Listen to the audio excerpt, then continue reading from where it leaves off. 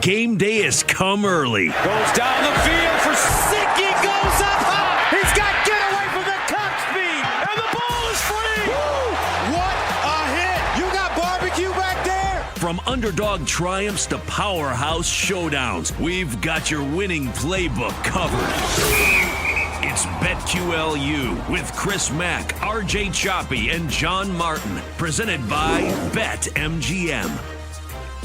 And here we are. We have hit our stride in the midst of the college football season. We welcome you in to another episode of BetQLU. I'm Chris Mack. He's RJ Choppy. He's John Martin. And we have got you covered for just about the next hour or so, going in depth, in detail on a trio of games. In our second segment, final segment, we'll get you our best bets. And we'll start in just a moment with people that just have shaken our heads. But as you know, Thursday nights, we are on the Odyssey Sports YouTube page, Friday night and Saturday morning across the BetQL network. And, of course, always available as a podcast to be downloaded. As soon as the show is ready, you download it, take it with you wherever you go inside your free Odyssey app, AUDACY.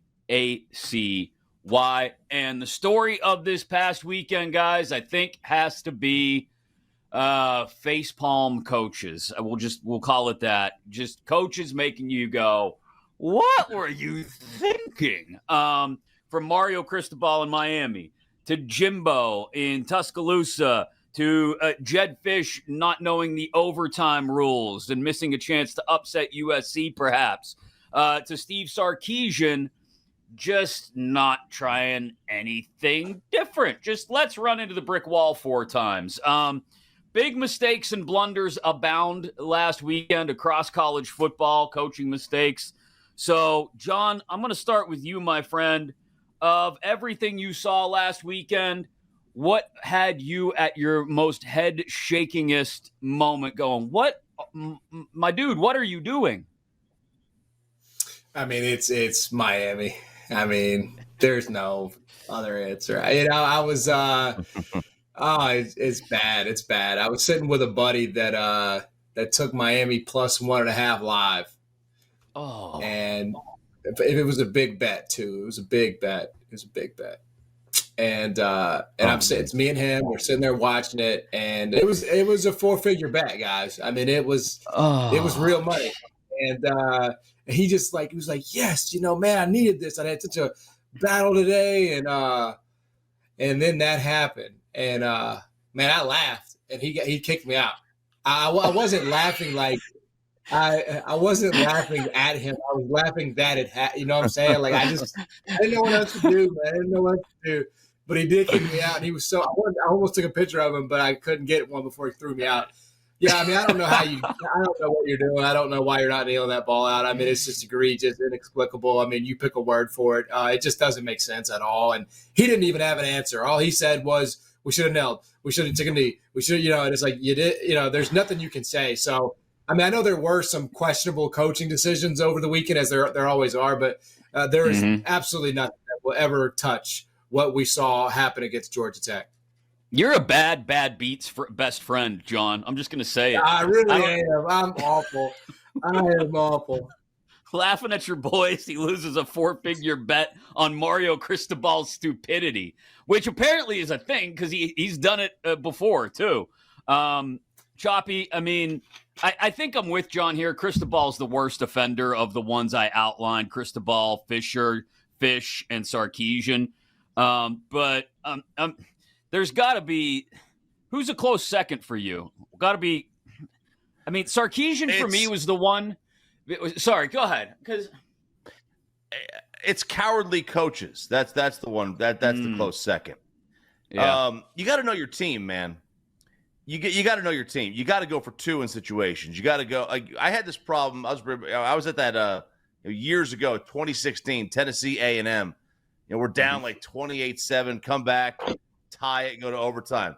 They should have gone for 2. They had Alvin Kamara. They had the best player on the field. The defense is gash. Your team is tired. You got to know your team. But what do I expect? It's Butch Jones, right? So I didn't expect much. But you should have gone for 2 there when they tied it up with like 30 seconds to go. When they got to within 1, instead of kicking the extra point, should have gone for 2. Same thing happened in that USC game. Should have gone for 2. Win the game. Same thing happened in Colorado State earlier in the year. Go for 2, win the game. When you're the worst team, when you're the lesser talented team, you have to limit possessions. You don't want to give the better team, the more talented team, another chance at the football. Jimbo, how cowardly are you to kick a field goal for the 2-yard line? Like cowardly coaches. That to me is like it grades on me, man. I can't stand it. I hate when coaches get cowardly and everything. It just very few things I hate more than that. Maybe well, the Houston actors, I don't know. Cowardly is one thing. Just dumb or not knowing the rules is another, which look, Sarkisian at the very least decided he was going to go for it, right, on 4th down. He just made terrible calls, I thought. Like, you've got to be a little more creative. The opportunity to pass in that situation is on 2nd down. You don't go with some kind of weird toss play. You know, maybe I'll back Sarkisian out of the conversation for just a second. What's egregious to me is Jedd Fisch not knowing the change in the overtime rules that was made over a year ago, that you have to go for 2 starting in the 2nd overtime. Like, John, that is a basic thing. When you are a coach, the first thing you have to know are what are the rules so I can, A, do my best to break them without getting caught, especially in college, and B, use them to my advantage. Instead, not knowing the rules gets him at a point where he's got to burn a timeout, and then he's completely unprepared for the play call, it would seem. Yeah, it's very, very important fundamentally to know. Yeah, the rules. I would think it's a little bit like going back to the Colorado State game. You know, like you're supposed to, defer always in the first round of overtime, but Colorado Shador elected to receive. You know, it's like they ended up working out for him, but you're almost always supposed to defer there. So, but in this case, yeah, I mean, it really is. If you watch enough college football, you will realize how many dumb coaches there are. Like it's, it really is, and it's easy for us to say, but honestly, like there are so many. There are so many guys that I just think are so stupid. That like, how did you get this job? How are you a head coach at this level? It's crazy. Yeah, they can recruit. That's it, right? Because the most important part of you can make an argument. I could easily make the argument, and in fact, it's not even. I will. The most important part about college coaching is recruiting. You know, you have like Nick Saban. Nick Saban is. I mean, he's a great coach. Don't get me wrong, but he didn't build this dynasty at Alabama because he's an X's and O's guy. I mean, he is, but he built it because he gets more talent than anybody else. And I mean, I'll tell you, if I was an AD and I had a choice between this wizard X's and O's guy or the greatest recruiter in the world, I think the greatest recruiter in the world. At the very least, if he stinks as a coach, I could fire him and bring somebody else in to play with his players. Yeah, you know, I think that's a good point, Choppy. Like, I'll use my own backyard as an example. Being in Pittsburgh, like, Pat Narduzzi, I don't know what kind of a recruiter he is, to be quite honest. And his X's and O's leave you wanting sometimes as well. He openly admits he doesn't even deal with the offensive side of the ball. Defensive side of the ball guy only. The reason their defensive side of the ball, though, is as good as it is because they always recruit well up front on the D-line, and almost all of those kids come from Florida and Charlie Partridge, who's got a recruiting base down there in Florida. And without Charlie Partridge, you wouldn't have this sort of reputation that Pitt has now for churning out guys on the defensive side of the ball that end up in the league on Sundays. So, yeah, recruiting is always, I think, the priority over X's and O's. I just can't imagine getting to that point and not having someone. Like, every coach should have someone who gets in their ear and reminds them of stuff. Like, you've got the actual physical get-back coach on the sidelines, and then you need to have somebody in the booth who says, Coach, got to go for 2 here. Got to go for 2 in the next overtime. Like, it takes 5 seconds for someone to jump in a headset and say that, but clearly they don't have that built out in Arizona, and so you end up with what we had there, which is Jedd Fisch forgetting that he had to go for 2, and I don't know if that directly leads to them losing to USC, but it certainly was a bad look at a point in time where maybe they could have taken advantage of the situation. Something else I wanted to bring up, because this number kind of, I'll be honest, it blew my mind when I finally sat down and looked at it. Duke, Kansas, Kentucky, North Carolina, UCLA, right? Like all basketball blue bloods. This is the first time all 5 have been ranked in the same week of the AP football poll. Like ever since its existence since 1936 when the AP football poll started. Duke, Kansas, Kentucky, UNC, UCLA, all ranked. So I'll throw this in your direction, Choppy, first. Which of these 5 teams can do the most damage? Like I rule out Kansas because the injury issues at quarterback have me wondering, and they dealt with that last year as well. UCLA is in a stacked conference already, and they're kind of middle of the pack in that conference. Kentucky, same deal, middle of the pack in a stacked conference. But Duke and UNC both have an opportunity here. We talked about it a little bit last week and even the week before to push as that number 2 team to meet Florida State in the ACC championship game, which kind of opens a bunch of doors. Yeah, I think it's Carolina. Now, they haven't played a great schedule to date, so that 5-0 is, I mean, what really is it? But, yeah, I mean, they got the best quarterback. I mean, they've got the guy who's, I mean, he could be, he's not going to be the number 1 pick in the draft, but he could be. I mean, if Caleb's like, hey, I'm not going, I don't want to go to your place, I mean, he could be. So when you have the number 1 pick in the draft, you got a really good chance of running the table in college football. So I think it's Carolina. I'm not sure it's particularly close. UCLA would have been up there for me had the Pac-12 not been so stacked. But that is a nightmare of a conference this year, man. I'll give Duke credit. I love what Duke's done. I love Duke, as Coach K would say. But I think Duke. I think it's Carolina. Yeah, John, is there a team out of that bunch of basketball blue bloods that you think can actually make some noise this year? Yeah, I mean, I obviously I agree with RJ. I guess we'll just stay with Tobacco Road here. You know, if you told me that Riley Leonard is relatively healthy, I'm a big fan of Mike Elko. I think he's, you know, the next sort of great coach, potentially, you know, at the Power 5 level. I mean, he's probably going to have his pick of jobs. So I think based on, you know, what they've done and obviously had a chance to win there against Notre Dame, very respectable. And if Riley Leonard's healthy, then I would probably have to go with them. I mean, there's too many question marks. Like, Kentucky, thanks for playing. You know, you are who we thought you were. You know, you stepped up in weight class. You got knocked right back down. That's what typically happens. You know, UCLA, like you guys said, stacked conference.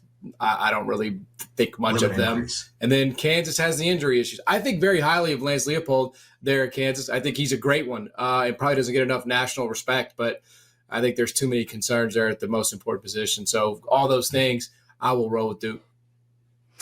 As an aside, and I tend to agree with you guys, I think North Carolina's got the best shot and Duke is a close second because of the weakness of the second tier of the ACC. As an aside, you brought up a good point, RJ. Caleb Williams and what he decides to do at the end of this season.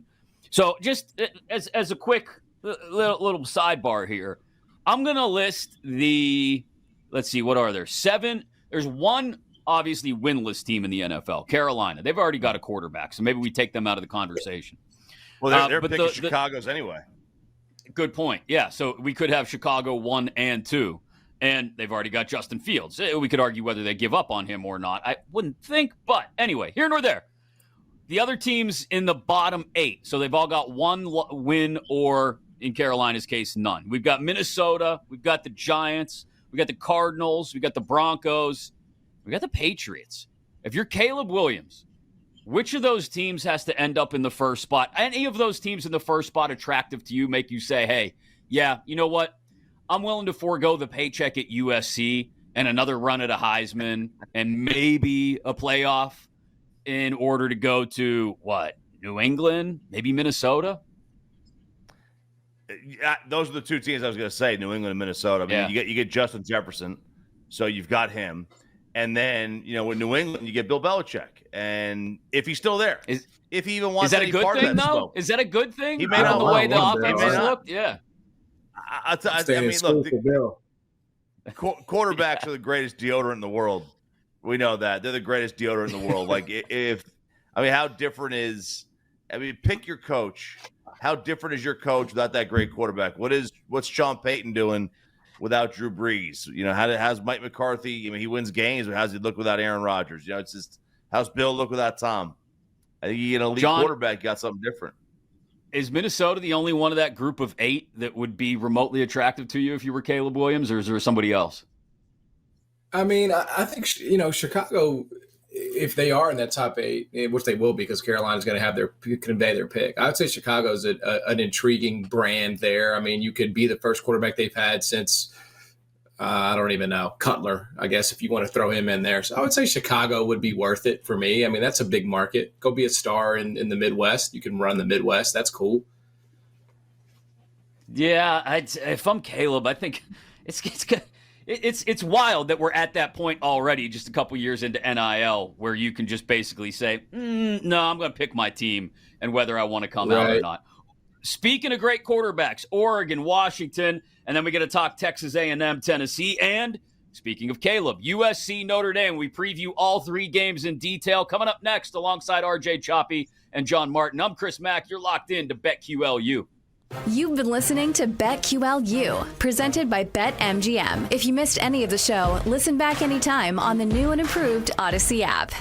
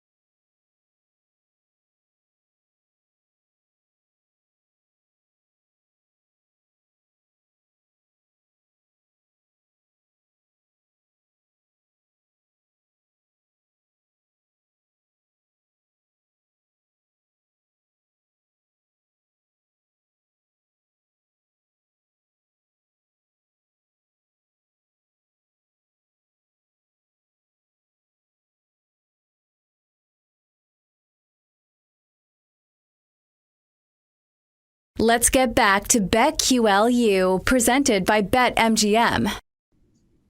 And welcome back in. We got you covered every single Thursday night on the Odyssey Sports YouTube channel. Of course, Friday nights and Saturday mornings, we're on the BetQL network as well. And the podcast is up. Go get it right now inside your Odyssey app, AUDACY, or wherever you get your podcasts.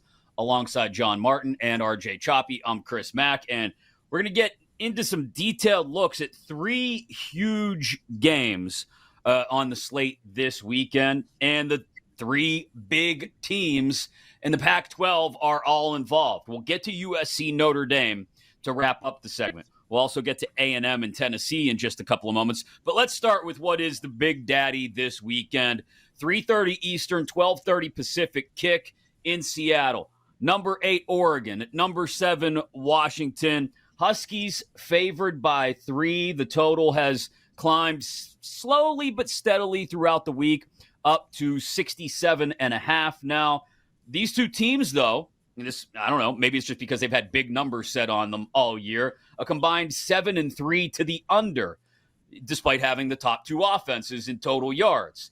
You've got two very efficient offenses as well. We all know Michael Penix's numbers are through the roof. He's at 2-1, the favorite to win the Heisman right now, just ahead of Caleb Williams. You got Bo Nix completing 80% of his passes.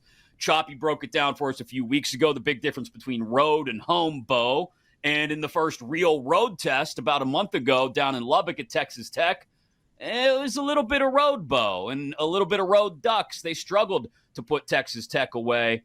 We'll see how much home field advantage plays into this one. But, John, as we look at it, these are the two co-favorites to win the Pac-12, both of them at 2-1, USC at 3-1. Oregon 5-0 against the spread, both teams undefeated. Oregon, though, comes in underdogs, plus 125 on the money line. The Ducks defense, which I don't want to say I didn't give it its just due or just credit coming into the season, but I'll be honest, I didn't. I talked all about Utah and Oregon State. Oregon's defense has been what's starting to separate them, I think, from the rest of the conference in the Pac-12, and I think could be the difference on Saturday afternoon. Well, you tipped your hand a little bit there, Chris. I mean, did. that sounds like some quack. That sounds like some quack plus 125. Here in Memphis, when I was in high school, if you showed up with like some dusty shoes on, some off-brand shoes, they called them Bobos, and that is what Bo Nix is when he's on the road. He is a Bobo. And so for me, like, it's funny, there was, I guess it's not really funny. It's just like the facts. There was some sharp play on Oregon +3 earlier in the week. And then it got hit back to Washington at -2.5. So now it's sitting back at 3. The only way I could play this, given Bo Nix's road woes and just the drop off, is with the Huskies and Michael Penix at home. Like, I think this is a very close game, a very evenly matched game. And so when it is the case like that, I just have to roll with the home team. I mean, obviously, like, I don't love the 3 here because this is like, that just feels right to me. But if I was going to play a side, it would definitely have to be the home team for me. And it would be the other way around if this was in, Eugene, for example. Choppy, the way I look at this is I've talked all year about quarterback versus quarterback. As John just outlined, and you brought it up a few weeks ago, road Bo, he's Bobo. Home Bo, completely different animal. How much are you factoring that into the equation here? Because if it comes down to just a quarterback battle, I see a better defense in green and yellow, but I'll be honest, the better quarterback there comes in Penix, especially at home. He's averaging like 11.2 yards per attempt, I think. It's ridiculous, the numbers he's putting up. Oh, it's insane, and he's phenomenal this year. Look, this is a tough game for me because I think Oregon, top to bottom, might be the better team. Mm-hmm. But I know that Penix right now is probably the better quarterback, even though, especially in this game at least, because of the road factor. I mean, if you go back to last year, I mean, Bo still put up a lot of points last year on the road. He put up 34, 49, 42, 49, 44, and then a big fat 3 and a stinker against Georgia on a neutral field. But man, like I think the play here is I think it's a money line game. If I was going to bet this, I'm staying away. I'm staying away from this one. If I touch it, it's probably going to be on the over. I think this thing probably is played in the mid 30s for both teams. But I think if you're going to go somewhere, this is a money line game. I'm not going to touch the spread. See, I've gone back and forth on the total here, guys, because the movement tells me it should be an over. And just look, again, both offenses, both quarterbacks, all of it tells you it should be an over. But then I look at the numbers for Oregon on defense, like top 6 in the country in total yards per game allowed, top 6 in the country in points per game allowed. We can argue about the schedule that they've done that against, sure. But it leads me to wonder if it doesn't give us a little bit of room to sneak under. I do. You're right, John. I tipped my hand. I'm pretty sure I'm on the Ducks here, plus 125 on the money line. I think Bo Nix doesn't have to be home Bo in order to win this one. I think the defense just has to get a couple stops on Michael Penix, especially in the second half, and Bo has to just not turn it over. And I think it's enough that Oregon gets out of there with a one-possession victory, probably a 2 or 3 point victory. So I'm leaning Oregon on this one, but damn, this is gonna be the best game of the weekend, hands down. I don't question that whatsoever. Yeah. SEC land now. Number 19, Tennessee. Choppy's Vols host the Texas A&M Aggies. Gig 'em. These two teams have combined 6-4-1 to the over this year, and the total in this one has been coming down throughout the week. It's down to 54.5 now. This also a 3:30 Eastern kick, 2:30 Central. The play on this one for me, or at least the angle on this one for me, and you guys can tell me what you think, is that Tennessee is one of the best teams in the country at not having to face third downs on offense. They convert early on first and second downs. I want to say 4th best in the country at avoiding third downs. A&M's defense, not good at preventing early conversions. I think Tennessee gets out early here, and I think they kind of control the pace and the tempo and the way this thing goes. It's why I do lean under, and I definitely lean Tennessee. The hook has me worried because I think it could end up being a tight game, maybe even on the back door. But Choppy, I just have very little confidence in the Aggies. I don't know if it's Jimbo. I don't know if it's everything to get rolled into one big ball of wax, but then you throw them out on the road, throw them into Knoxville. I like Tennessee here. The favorite and the under. I like it. Mm-hmm. I think this game might play to the over because Tennessee's offense is better than Bama's. I could see them easily being in the 30s here, and Tennessee's defense is not as good as Alabama, so I could see A&M scoring more than the 20 points. And quite frankly, they should have scored 24 if Jimbo had any guts, which he doesn't. But I do like the over in this one. That's a low number for a Tennessee home game. That's a really, really low number. I feel weird on the actual point spread on this one, just because I have such little faith. I've been so jaded over the last 20 years with my program that they just can't get anything done when they actually need to get something done. But this is interesting because they still, like, I am trying to talk myself into them still having a chance at this Final Four thing, even though they're way down, because if they just win out, they'll probably get in with one loss. But this is I have no faith in A&M.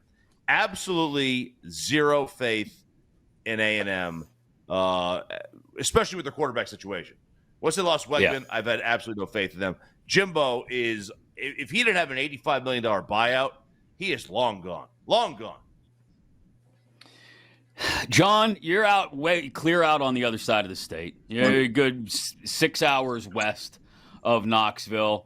And you've got your own issues to worry about with Memphis facing Tulane this weekend. But absolutely. I got to ask, even if Tennessee's not chasing a playoff spot this year, and they would be prime, I think, in the position they're in, the program, to be in a year of 12 teams in a playoff, to be able to scratch and fight and claw their way back into the conversation there. But it's not. It's the final year of 4 teams, so it is what it is.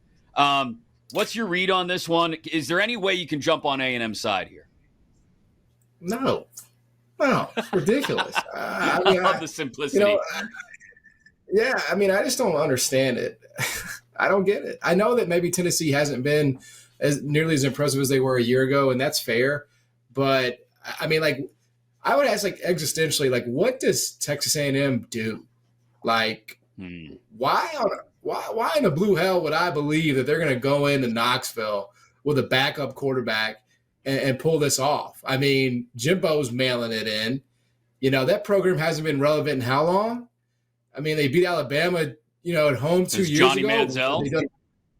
I mean, have they done anything else since then besides that? I mean, I just don't know why this is 3. I don't get it. It makes no sense to me unless, like, there's some kind of, like, suspension that we don't know about on Tennessee's side. I don't get it, man. I mean, this is a Tennessee spot for me all day long, and I'm going to play it at 3, and I'm going to live with it. Sometimes there are bets that jump out at you and seem obvious, and they hit, and I'll live with a loss before I lose on Texas A&M, because that makes no sense to me.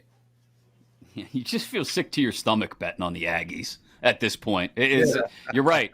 It's an existential crisis when you find yourself betting on A&M. And again, that one down to 3 now. I mentioned 3.5 earlier. That's where it was earlier in the day. That's what I had in my notes. But in all fairness, you can see it now down to 3. That's so like a fake it continues to move. That's what that is. Just so we're clear, Yeah.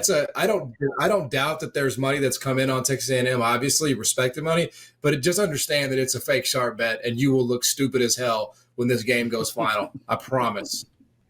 USC, the other of those 3 big undefeated teams at the top of the Pac-12 that we mentioned earlier, number 10 in the country, visiting number 21 Notre Dame. This is one, you want to talk about spreads that I don't quite understand. Okay, Notre Dame's at home. Other than that, why are they favored in this game? Explain to me why they're favored in this game. Audric Estime has lost all the steam he had going for him earlier this year. Last 3 weeks, he's looked like a different guy than he did the first 3 weeks. And USC, even though they had to go to OT to beat Arizona, they are still 5th in the country in points per drive. They are still 3rd in red zone touchdown rate. The defense may be mid at best here, Choppy, but they still got Caleb Williams. And Caleb Williams doesn't turn the ball over. Caleb Williams just throws touchdown passes. USC just scores points. And as long as they don't get steamrolled by Estime, which I'll admit is a possibility, if not probability, then I think USC handles this on the road. Look, I guess my answer to your question about the line is, like, has Vegas seen them play? And they have. Like, they're not very good. This is not a top 10 team in the nation. It's a top 15 team, but they're there because they're undefeated and they're USC. Now, I'm not saying that Notre Dame is a better team here, but have you seen what they're doing? They got coaches out there with, like, those little water hose you buy at Home Depot where you pump it to get some pressure and then you spray it on the punter. They're spraying on the punter because it's going to rain in South Bend and they want to get used to the weather. Like, is it that dry out there in SoCal that you got to spray? These guys don't know what rain is. They've never seen rain before. I used to do that to our cat when it wouldn't get off the couch. Right. Hose it down. Yeah, I mean, look, I don't love this game either way. I have no faith in USC. I think USC is a wildly overrated football team, and I think Notre Dame, I think they're a poorly coached team who can't get out of their own way sometimes. So I don't really have a great feel here. I would probably stay away from this one. Maybe I would probably take the. I don't even like that. I don't like the under on this one. Yeah, totals come down to 60.5 throughout the week from 62.5, where I think it opened. You make fair points, but, like, I don't see any. You can make all the same points, I think, and ask all the same questions, raise all the same questions, John, about Notre Dame that Choppy just brought up about USC. I think, like, I don't have a great deal of confidence that either one of these teams is going to be playing in a game of consequence come late December, early January. But nonetheless, here we are. Yeah, I think this is a clear sort of nod to Notre Dame's schedule, the schedule that they've played. I think it's a nod to the physicality that they do play with. I mean, they are a bread and butter, just power football team. And that is the opposite of what USC is. And a strong schedule is the opposite of what USC has played thus far. And they're having to travel. And Notre Dame is off just a crushing loss last weekend to Louisville, like we talked about. So it feels right to me. I mean, I think if you open this up as an underdog, at Notre Dame as an underdog, you would just get pounded with Notre Dame money. And so I think this is I actually love Notre Dame in this game. Caleb's sort of been doing it all by himself. He's been doing it all by himself for this USC team. And like, I don't doubt that he can do it again, but at some point, right? At some point, the good teams that have solid defenses are going to be able to scheme their way to wins. And I think all they really need to do is keep it. We don't need to see Sam Hartman and Caleb Williams duel up and down the field, right? All they need to do at Notre Dame is really just lean on USC defensively, keep it on the ground. USC is not going to be able to get Notre Dame off the field. They're just not. So I actually do like Notre Dame a lot in this game. I think it's going to be a one of those wins that I don't know if it'll get people back on board with Marcus Freeman. He's got a long way to make up here, but I do think Notre Dame gets it done this weekend for sure. I kind of like that we're all over the place on USC and Notre Dame. Our best bets of the week still on the way. We're going to talk CFP long shots, and I have not something that we planned on talking about, but something that was asked of a coach who's currently in the top 10 about scheduling and how it may or may not change at all when we expand the CFP to 12 teams. That all on the way. Plus, as I mentioned, our best bets alongside John Martin and RJ Choppy. I'm Chris Mack, and this is BetQLU. You've been listening to BetQLU, presented by BetMGM. If you missed any of the show, listen back anytime on the new and improved Odyssey app.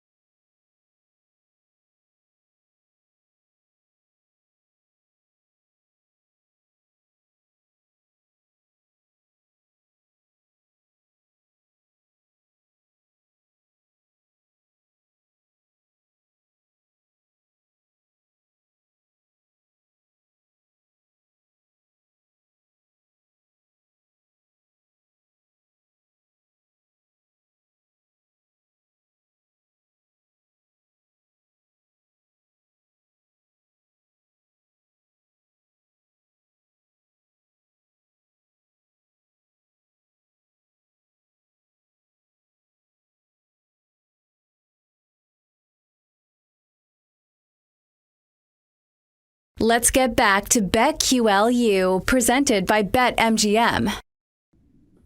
Alongside John Martin and RJ Choppy. Hi, I'm Chris Mack. This is BetQLU every Thursday night. We're on the Odyssey Sports YouTube channel every Friday night and Saturday morning, live on the BetQL network and BetQL.com. And of course, we are a podcast as well. You can get us, go to your Odyssey app or however you get your podcasts, and be sure to follow and subscribe to BetQLU and get alerted as soon as new episodes are available every single week. We've rolled through some of the big games: Notre Dame, USC, Tennessee, Texas A&M, Washington, Oregon. We've still got to get you our best bets as well. But we're starting to get to the point in the year where teams are surprising us, that they're still a part of the conversation. Louisville is near the top of that list, right? They are now 10-1, down to 10-1 to make the CFP. As is North Carolina. You know, we talked about the second tier of teams in the ACC in particular. I think to the point we all made earlier, North Carolina, to a lesser extent Duke, feel like safer bets to threaten Florida State at the top of the ACC. But Louisville, like I said, right there, still undefeated after upsetting Notre Dame last week. You got Oregon State at 19-1 to make the playoff. Wisconsin 23-1. Utah 29-1. Choppy, you mentioned your Vols earlier. They are 40-1 to somehow get into the CFP.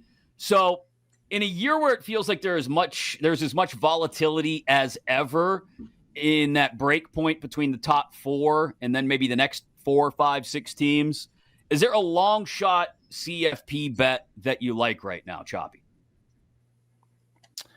I think Oregon State, because they've got enough of these big games still ahead of them, could. I really don't think any of them are great, though. Tennessee's got Georgia at home, and they go to Alabama, and Alabama's beatable. Kentucky may throw a wrench in there, but I guess that will be another one just because the biggest game they've got left is at home, and that's Georgia. And Georgia looks pretty beatable this year, or as beatable as they've looked over the last 24 months. And let's face it, if they beat both those teams, they're probably going to find their way in. They'd only have one loss. So I would say Oregon State or Tennessee might be those two teams that of the long shots that they may have the best bet. Yeah, Oregon State I still like. I've liked them since last year, since last spring, really, 20-1 in a lot of spots. I like Utah also, John, but the problem is Cam Rising came out and was way too honest about how serious his injury is, and I don't know if we'll even get an opportunity to see him again before the end of the season, the way it sounds like his recovery is not progressing. Yeah, and I think you have to ask yourself, what do you want, like a program or something over there, Chop? Are you on a you trying to lose some weight or something, bro? He's got the gallon jug of water. Listen, if you're gonna commit to the bit, you've got to go all in, and I'm all in. I respect that. I'm all in. It's easier to drink water. I don't know why it is, but it's easier to drink water out of a big ass gallon of water than it is just refilling a cup all day. I feel so inadequate with my tiny bottle over here. So inadequate. Chris, that's a joke, man. That is really, look at that. That's not even hydrating. That's not even going to reach your bladder. That won't even reach your bladder. It'll be gone. It'll be absorbed into your cells by the time it gets there. It reaches as far as it needs to, Choppy. That's what they all say anyway. That's unbelievable, man. Your water bottle's a long shot. You're a long shot to make the playoff. No, I don't have any interest in any of those teams. None of them are going to make it. And then what you have to consider is just the math on it, right? You're probably going to get better odds if you just found a place where you can keep an open parlay and just parlay their money line every single week. If you really believe in them that much, you're going to get a better price on that just if you do that. Sure. So just I would say at that point with those teams in particular, I would just stay away. And then on the weekend that it doesn't hit, I can watch the game with you, and you can sit there and laugh in my face like you do with your friends when they lose big money bets. That's right. He was so mad. He's like, I can't believe you did that. I was like, hey, man, well, it was funny. I'm sorry. It was funny to watch. It's this funny for you. I mean, you're looking at him. he looks. I mean, he's looking like as stupid as Mario Cristobal. Like, he can't believe it either. So it was, I might be a bad friend. Clearly, I need to look inside No, you myself. are. No, might be about it. You are. I'm just going to guarantee it right now. All right, real quick, I want to ask you guys a question because I think I was kind of naive about this. Like, I held out this hope that when we expand to a 12-team college playoff, coaches and ADs would be a little more willing. You got a tiny water bottle over there too, Martin. So watch it. It's a little bigger. It's a little bigger than yours, though. It's a little bigger. Thicker. It's a little thicker. Girthier. Girthier water bottle, yeah. I'm trying to keep it on track here, boys. So I had this naive hope that when we expanded to a larger playoff system, coaches and ADs would be more willing to throw a little risk into their schedule, right? And say, well, traditionally we only play, for example, James Franklin was asked about this earlier this week. He's in the Big Ten. They play 9 conference games. All of a sudden he's going to have USC and Washington and Oregon on his conference schedule from here on out. Teams like that anyway that will rotate through. And he's still got to worry about Ohio State most years, and then either in Iowa or Wisconsin or Michigan. And he was asked, because it may be slightly less difficult to get into a playoff, are you any more likely to get more risky in your scheduling? And he said, no. I'm paraphrasing, but I'm a coach. I want to give my team the best possible opportunity to get into the playoff, whether it's 4 teams or 12 teams. And if the best possible opportunity includes scheduling, Wofford and UMass, then the hell with it. So be it. That's who I'm going to schedule. And everybody can complain about it, who wants to complain about it, but I'm not going to schedule more than one Power 5 team every year in the non-con.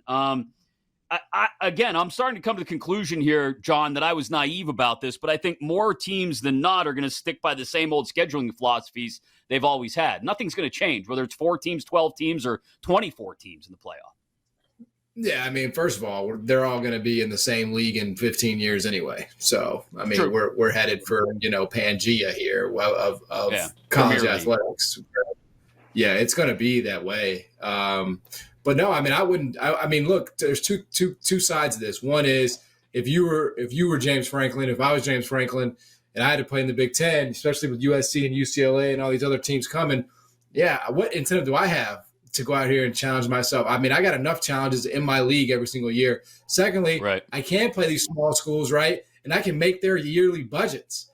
I can make their budgets for those teams that, otherwise would have no way of raising revenue. Play them and give them these buy games so that they can still exist, And I mean, that's how a lot of these schools survive, man. I mean, it's just the truth. So, I don't think there's going to be much change. I don't think there needs to be much change, because if there is much change, then those small schools are going to be the ones ultimately. I know you guys don't care about them, but I have a heart. I have a heart for these small schools. I want them to thrive and survive. And so it's imperative to get teams like Michigan and Penn State playing them. The altruistic athletic conference is what the AAC is, right? That's right. We have values. Our kids go pro in stuff other than sports. Memphis would jump to the Big 12 in a heartbeat, half a heartbeat. Yeah. Your heart would skip. It's true. Choppy, there's no reason to expect these scheduling models to change at all, right? I mean, I hope it would. I really do. Why does it need to? If you're going to be all in one conference, it probably doesn't. But I hope it would. That's where it's on the Power 5 to mandate that you have at least 1 or 2 Power 5 teams on your schedule for the non-conference. And I think that's what may happen. I don't know, because they do it in college basketball. Man, college basketball does a great job of setting up big games in the non-conference. And you're rewarded for it. Football's got this weird mentality, though, where there's no such thing as a good loss or whatever. I don't know. It's the college basketball's like, man, they reward you for that. Like you get bonus points. If you go on the road in college basketball, it's not, you don't get penalized for that. Yeah. Right. And they got to figure out a way in college football to make it work. Now, granted, there's 30 games in a college basketball season, so you got room to make up. In college football, there's 12. I suppose if they go to a 16-game schedule at the NFL, then that becomes more feasible. But I think right now, if you're a coach, if you're Jimbo Fisher, who is He looks in and he's on a hot seat. Why would I schedule that? Yeah, and you're also talking about what, like 30, 32 at-large berths in a basketball tournament, as opposed to what we're gonna have, 6 or 7 come CFP time next year. All right, time to get you our best bets before we put a wrap on this edition of BetQLU. John Martin, is it your Memphis Tigers? They got Tulane on a Friday night, a big Friday night. People may be listening or watching this after that game is over. But tell us, go back in time and tell us how this is going to work out for your Memphis Tigers and give me your best bet. Oh man, I would have to roll Tulane here. Sadly, I just don't know if Memphis has the horses. I hope they can pull it off, but I just don't really trust them at this point in this stage. They haven't really played anybody. But we are going to stay in the AAC for my best bet. We're going to go with the Mimi UTSA Roadrunners. I'm a big Frank Harris guy. My guy is back for like the 6th year at quarterback. He's a beast. They're laying 9 at home against UAB. UAB stinks. Don't believe what they did against Tulane. They got up for that one. This is a great spot for UTSA. We're laying the let's go Roadrunners. Mimi. Choppy. Trent number 1, no part of San Antonio. I got Texas Tech minus the 1.5 at home against K-State. And then a little special for you. Whoever you think is going to win Oregon against Washington, don't bet the game. Bet that quarterback to win the Heisman. There you go. There's your bet. Oh, I like that. I like that thinking. I like that. I'm going to do something stupid. It's stupid. I'm just going to tell you. But I'm going to do it anyway because I think they've turned the corner and they finally flipped the switch on after they dismantled Kentucky last week. Georgia's going on the road. But is it really a road game when it's at a half-empty, under-construction Vanderbilt? Hell no. Georgia's going to go in there, treat it like a controlled scrimmage, probably have everybody out by the end of the third quarter. They'll be up by 4 touchdowns. The number is 31.5, so they'll end up winning by 34 is my, we'll give it like a, probably more than that. That's like a 41-7. I could see them hanging 50 and keeping Vanderbilt under 10. So I'm going to lay the 31.5. It's a very stupid thing to do, but I've never been, it wouldn't be the first time I've done something stupid. I don't know how you face yourself laying 31. You have to, when you've got a tiny water bottle like this, John, you have to have an inherent sense of confidence in yourself, Hey, that's laying on the table, brother. 31, laying 31. Right there. I don't have a big old jug like Choppy. We're going to get out of here before we throw any more double entendres at you and get in trouble. Be sure to listen to us as a podcast. Follow and subscribe, or every Thursday night on the Odyssey Sports YouTube channel and every Friday night and Saturday morning at BetQL.com and all across the BetQL network. For RJ Choppy, for my man John Martin, I'm Chris Mack, and this has been another scintillating edition of BetQLU. You've been listening to BetQLU, presented by BetMGM. If you missed any of the show, listen back anytime on the new and improved Odyssey app.